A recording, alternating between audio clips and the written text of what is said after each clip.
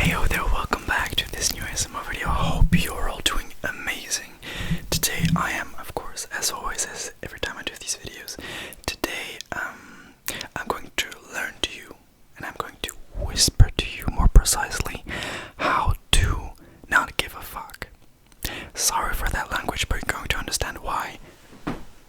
Today I'm going to read to you some good parts of the subtle art of not giving a fuck, which is one of my favorite books ever. It's amazing, it's so new, and everything Mark Manson says, Mark Manson being the author of course, is truly great. And I think that you can be, well, you're going to see, I don't want to spoil you anything, so let's get right into it. I'm going to tap a little bit on the book just for relaxation, because I cannot just forget that this is ASMR.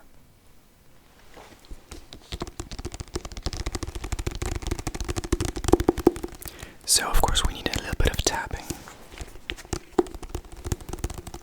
because you guys love it, apparently, and so do I.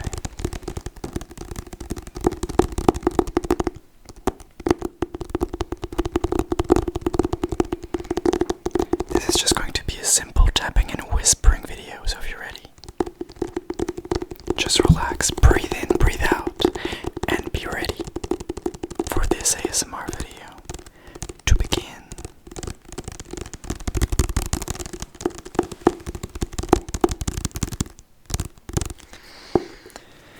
The subtle art, can you see the subtle art of not giving a fuck? That was approximately it. So let's begin.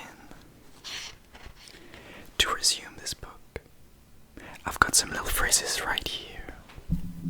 In this generation defining self-help guide, a superstar blogger shows us that the key to being happier is to stop trying to be positive all the time and instead to become better at handling adversity. He's got a point. For decades we've been told that positive thinking is the key to a happy, rich life.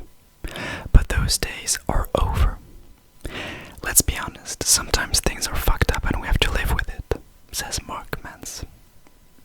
For the past few years, Manson, via his widely popular blog, has been working on correcting our delusional expectations for ourselves and for the world. He now brings his heart-forward wisdom to this groundbreaking book.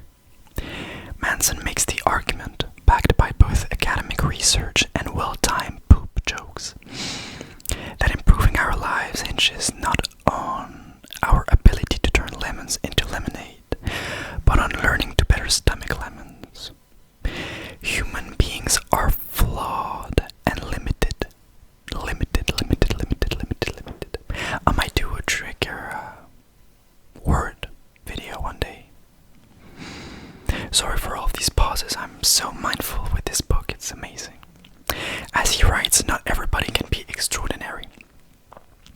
There are winners and losers in society, and some of it is not fair or your fault. Manson advises us to get to know our limitations and accept them. This, he says, is the real source of empowerment. When we embrace our fears, faults, and uncertainties, once we stop running from and avoiding, and start confronting painful truths, we can begin to find the courage and confidence we desperately seek.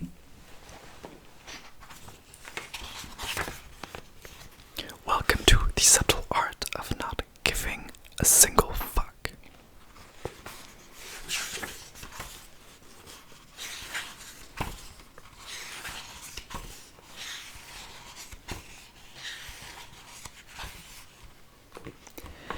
I think that his hook, his first chapter, is quite interesting to read, so let's start just by the beginning, very simply. Chapter 1, Don't Try.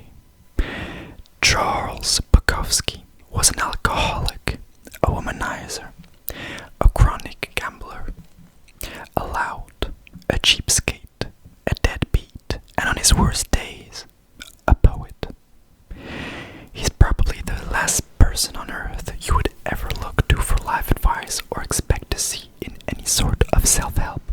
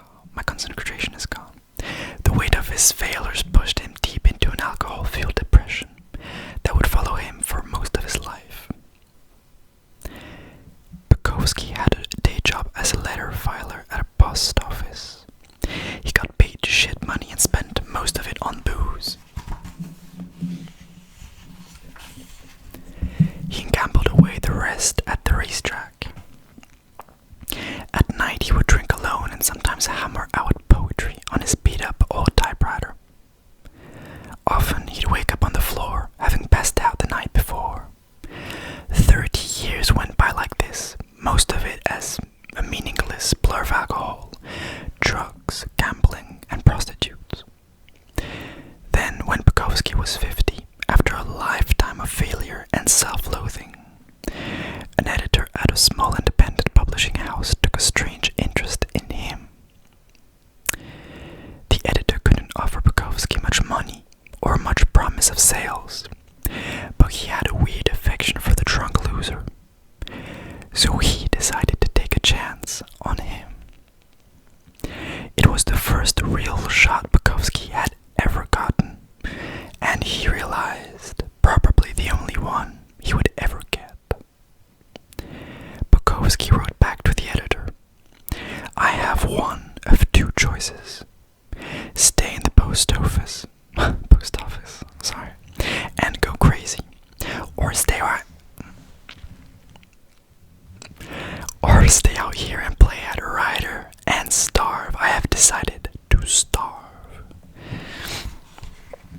Yeah, sometimes I have some little blanks in my head. That's the ASMR effect. I'm going to sleep on that book for sure. Upon signing the contract, Bukowski wrote his first novel in 3 weeks. It was called simply Post Office. In the dedication he wrote, "Dedicated to nobody." Bukowski would make it as a novelist and poet. He would go on and publish 6 novels and hundreds of poems, selling over 2 million copies of his books. His popularity defied everyone's expectations, particularly his own. Stories like Bukowski are the bread and butter of our cultural narrative. Bukowski's life embodies the American dream. A man fights for what he wants, never gives up. Sorry for that outside noise. And eventually achieves his wildest dreams. It's practically a movie waiting to happen. We all look at stories like Bukowski's and say, "See, he never gave up. He never stopped trying. He always believed in himself. He persisted against all the odds and made something himself."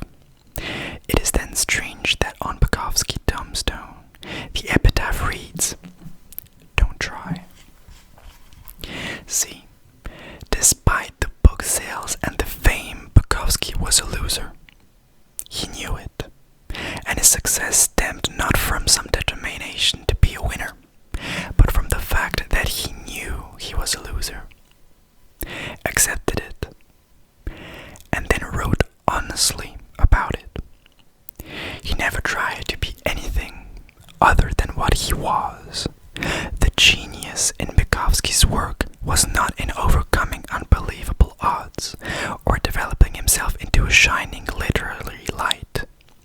It was the opposite. The opposite. It was his simple ability to be completely, unflinchingly honest with himself, especially the worst parts of himself, and to share his feelings without hesitation or doubt. This is the real story of Bukowski's success, his comfort with himself as a failure. Bukowski didn't give a fuck about success. Even after his fame, he still showed up to poetry readings, hammered and verbally abused people in his audience. He still exposed himself in public and tried to sleep with every woman he could find. Fame and success didn't make him a better person, nor was it by becoming a better person that he became famous and successful. Self-improvement and success often occur together, but that doesn't necessarily mean they're the same thing. Our culture today is obsessively focused on unrealistically positive expectations. Be happier, be healthier, be the best, better than the rest. Be smarter, faster, richer, sexier, more popular, more productive, more envied, and more admired. Be perfect and amazing and crap out 12-carat gold nuggets before breakfast each morning while kissing your selfie-ready spouse and 2.5 kids goodbye. Then fly your helicopter to your wonderfully fulfilling job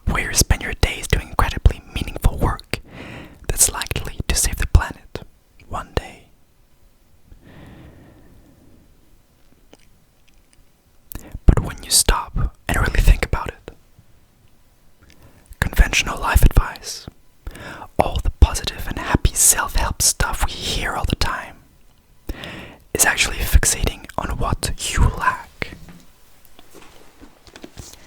And that was the beginning of chapter 1. I really hope you enjoyed it. I love this book so much, and that first chapter is such a good preamble. I don't know if you can say this word in English, but such a good start to the story that he's going to tell later on. And I find that truly impressive, and it's something you don't often see, because a lot of people are like in the American Psycho doctrine, where they think that everyone should be like Patrick Bateman. Of course, he's a psycho, so I'm not that part of him, but the fact of being a perfectionist, of seeking being the healthier, being the best, being the richest, etc. But you have to think about what you truly want. And if you have problems with knowing what you want in life, or your priorities, and you think you have bad priorities, that book is perfect for that. If you think you care too much about what people say, what people might think, please read it. It'd be my pleasure. Of course, this is not sponsored, because Mark Manson is a bestseller author, and I'm a 2,000 subscriber ASMR artist, so of course there's no sponsorship of any kind. I think you've guessed it. But it's just a love letter to what he did, and I thank him very much, and I owe him a lot. Maybe this ASMR channel has started because of him, because at the beginning I didn't know a lot about ASMR, and I started YouTube channels about everything I loved, and I just found a ASMR video one day, and I was like, why not start? Don't give a fuck. People will find it weird. Some people will find that it's not good enough. But at least you did it. And that's for yourself. You need to care for others, but please don't care about what they think. It's two things. Caring about what they think and thinking that they care. That's a good quote. I'm going to leave you with that. Have an amazing day. I'm sure you will. Amazing night if you're watching this at night. I'll see you all very, very soon. It was my pleasure to do this and to share a little bit more of my personal readings to you.